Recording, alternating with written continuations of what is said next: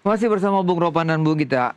Untuk FIFA Matchday yang tinggal sebulan lagi ya, Bung Ropan ya, di bulan Juni. Iya. Ini kan memang ditulis di media ada 2 negara. Satu sudah di kantongnya Pak Marji katanya ya. Bukan sama ketua ya, kantong ketua ya. Satu lagi sudah lagi dicari. Ini menariknya materi pemainnya untuk timnas di FIFA ini, Bung, adalah materi yang kemarin FIFA Series. Iya pasti. Kecuali kalau ada tadi berubah. kita sebut nama-nama tadi Iya yang kita bahas tadi, kecuali Excel masuk misalnya, ya mungkin termasuk dengan Extra misalnya dipanggil lagi. Sepertinya akan ada pemain baru juga. Kalau ngelihat yang dari lokal ya. Kalau ngelihat TC itu akan dimulai di tanggal 26 ya. Itu kan berarti yang Eropa belum bisa dipanggil karena mereka kan masih di liganya masing-masing. Iya, betul. Artinya akan pure lokal yang sudah menyelesaikan Super League jadinya. Jadi mungkin aja nama-nama itu akan dipanggil karena kan pasti tujuannya John Hartman bukan sekedar menjaga peringkat, tapi AFF nanti gimana? Ngapain panggil Eropa kalau nanti nggak bisa digunakan juga di AFF karena praktis setelah FIFA Matchday kelar di tanggal 9 Juni kan tidak ada uji coba lagi, langsung akan menuju AFF setelah Piala Dunia. Jadi rasa-rasanya itu tadi, harusnya sih Runtukuh dipanggil, mencoba pemain-pemain yang kemarin tidak dicoba sama sekali. Termasuk penjaga gawang lokal kita kan nggak digunakan sama sekali. Hanya persoalannya sekarang siapa lawannya. Begitu lawannya peringkatnya lebih tinggi, seperti misalnya Uni Emirat Arab, pasti akan Eropa juga yang main. Kan mungkin dia akan menjaga apa ya, keamanan dong. Keamanan poin. Jangan sampai kalah lah kan. Jangan sampai kalah apalagi di kandang sendiri. Kandang. Tapi kalau lawannya yang nggak memadai juga sayang juga ya kalau misalnya kita dapat lawan seperti China Taipei. Jangan. Hongkong. Apa? Hongkong tanpa mengecilkan arti Hongkong. Artinya kan ada lawan-lawan dari Asia Tengah yang bisa jadi lawan kita ya. Iya. Mungkin nggak Uzbekistan, tapi ada Kazakhstan, ada Tajikistan, Kirgistan. Kirgistan. Kirgistan kan kemarin waktu Piala Asia terakhir bahkan menolong kita ya. Mereka draw kan.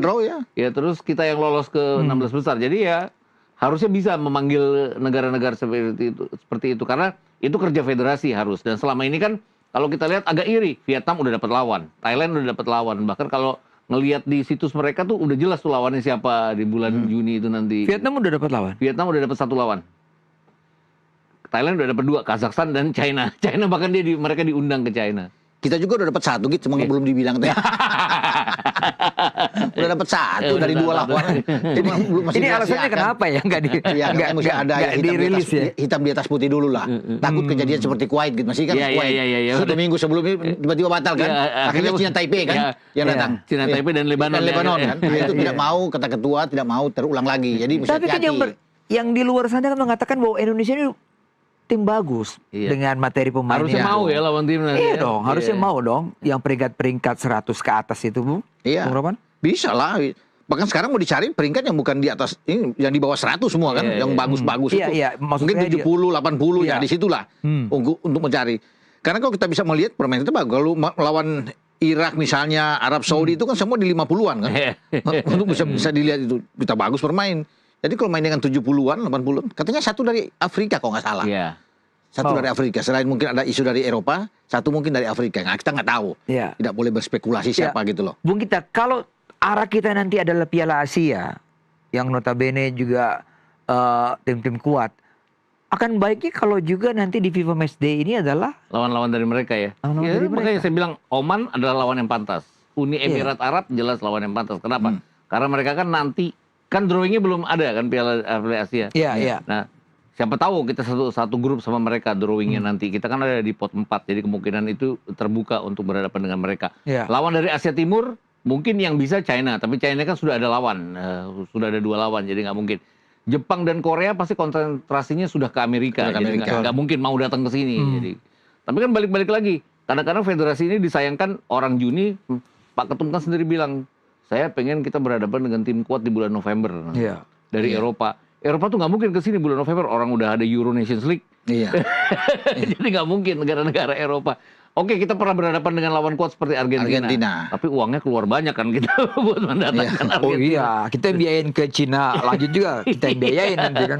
Dan waktu itu kan Argentina ketemu dengan Australia dulu ya, di Jepang. Di Cina, ya, main di Cina kan, sama Australia di Cina, baru ke sini. Ya. Messi nggak ikut, tapi itu makanya kita akan sulit mendatangkan negara-negara peserta Piala Dunia dengan kita harus membayar mereka dengan segala macam logistiknya dan nggak gampang. Kenapa nggak berhadapan dengan lawan-lawan seperti Asia yang model-model atau bahkan dari Afrika seperti Guinea, Gabon dan segala macam kan peringkatnya 70-an dunia. Atau Cape Verde ya ikut Piala Dunia. Iya, Cape Verde ikut Piala Dunia kan banyak.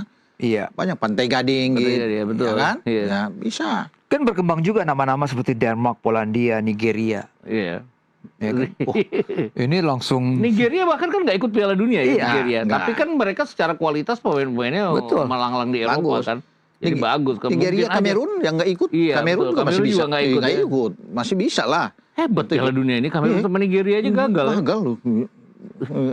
Yang biasanya langganan kan? Iya, harusnya kan negara-negara seperti itu dengan mereka tidak main di Piala Dunia, pasti kan mereka cari lawan juga. Dan lawannya mereka kan tidak akan lawan-lawan yang akan bermain di Piala Dunia ya. Mungkin aja dengan kualitas kita ya mereka mau kalau diundang gitu ke kita. Oh ya Bung Ruben, ada nama-nama lain juga yang dilirik oleh John Herman kan, naturalisasi. Iya. Misalnya dikirimain Jordi Wehrman. Jordi Wehrman itu kan. Oke, ada Damian Van Dijk. Ya. Damian Van Dijk itu namanya.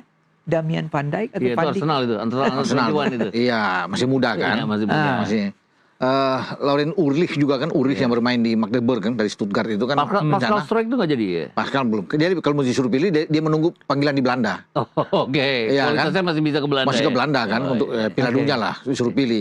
Ada Jayden Oosterwolde yang konon katanya dikabarkan rumor itu ke PSG atau mau ke klub-klub besar. Tapi kan dia mengutamakan dulu Belanda. Kalau sudah nggak dipanggil di sana baru mungkin kesempatan itu akan ke Indonesia. Nama-nama itu. Kalaupun untuk apa ya naturalisasi, Dinsenbergen mungkin masih oke. Venlo gitu. Atau Luc Vickery kan, main di Australia. Jadi saya pikir mungkin itu poin-poin yang bisa diambil. Kalau yang lain saya belum tahu lah untuk apakah dalam waktu dekat nggak. Kalaupun akan diambil itu pada saat FIFA Asian Cup di September Oktober. Kalau di bulan Juni sudah nggak mungkin. Yang main itu mereka kita oleh Romani, Pessi, itu aja dengan pemain-pemain lokal kita yang ada. Kecuali penambahan tadi itu Excel mungkin akan masuk, misalnya Esra akan masuk. Jadi tidak akan ada nama lain. Kalau dari luar ya, kita bicara dari luar untuk dinaturalisasi. Ya kalau ada kejutan mungkin Ciro. Kalau kejutan, kalau itu ada. Ciro ya pantas ya sebenarnya kalau ngeliat kualitas dia ya. Iya. Terlepas dia nggak bisa bawa Malut masuk ke 4 besar sampai sekarang, tapi kan eksplosivitasnya kan harus diakuin lah dia ya. Di usianya yang segitu, ya kita pernah punya Gonzales di usia yang jauh lebih tua dari itu. Dan Ciro masih bisa bersaing juga di timnas. Kalau lini pertahanan, udah pasti kan Jay Ices tidak ada di AFF ya. Oh iya, lalu pasti. Kevin Dix juga tidak ada. Kevin Verdong juga nggak ada semua. Verdong juga Justin tidak ada. Hubner juga nggak ada pasti ya. Kalau kita bicara lini belakang, siapa yang Bung Ropan lihat? Kalau AFF, ada Jordi kan? Ada Rizky Ridho kan yang bisa bermain di sana. Sandy Walsh juga bisa bermain ke dalam kan? Iya, betul. Karena pernah dicoba oleh STY itu di dalam kan? Pernah sisi kanan. Untuk sisi kanan bisa ada di dalam kan? Kalau pemain muda saya pikir Dion Marks yang ada di Persib saat ini kan masih bisa untuk ada di sana. Untuk pemain belakang loh yang bisa diambil. Jadi saya pikir nggak ada masalah saya pikir. Karena kita kan di belakang juga ada Sain Patinama di sana kan, bisa main di belakang. Muhammad Ferrari juga kalau di AFF ya. Masih bisa lah untuk pemain-pemain muda yang mendapat kesempatan untuk bermain. Tapi melihat Vietnam U17-nya saja mainnya eksplosif begitu. Apalagi U23. U23-nya Piala Asia ya. Piala Asia ngeri kan? Itu mereka urutan ketiga ya Piala Asia kemarin.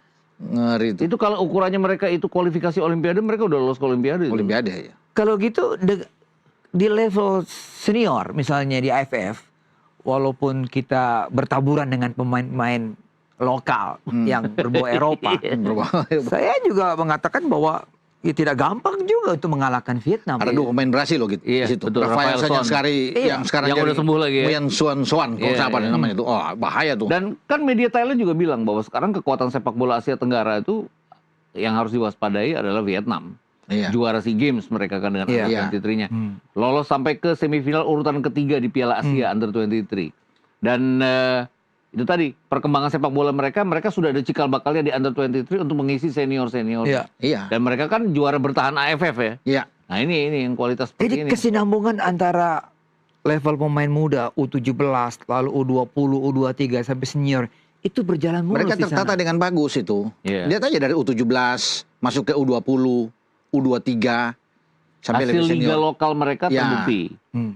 Kalau di kita kan mungkin banyak pemain tanpa mengurangi apa ya, itu sudah keputusan dari dari I-League, keputusan dari PSSI. Ada 11 pemain, 7 bisa dimainkan pemain asing, ditambah dengan para diaspora kita yang sudah merapat ke liga, jadinya kesempatan lokal juga berkurang. Di Vietnam kan itu tetap ada kesempatan pemain-pemain liga itu. Jadi mereka seimbang antara mengembangkan liga mereka dengan mereka merekrut naturalisasi. Naturalisasinya kan juga berkelas ya. Rafael Stone juga. Iya.